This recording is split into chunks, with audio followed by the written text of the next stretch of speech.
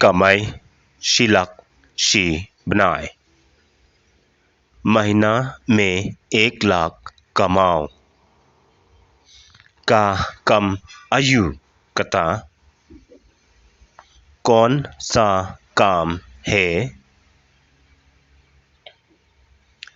का कम हिकाई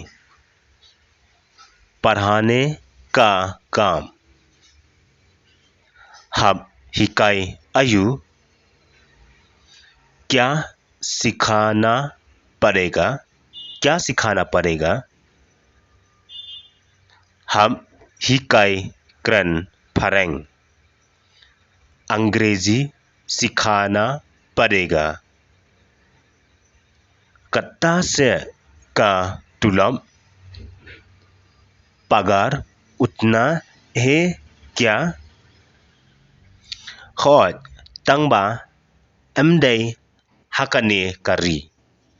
हाँ मगर इस देश में नहीं।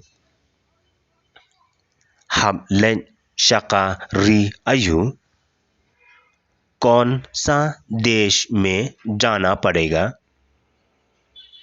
वन हंगने बदंगा मेरा साथ यहाँ आओ। फी दन्हा चाइना एम आप चाइना में है ना। एम nga दन हा जापान मनता नहीं मैं अभी जापान में हूँ। पिन्यो कम लंग यंगा मुझे भी काम दिलाओ।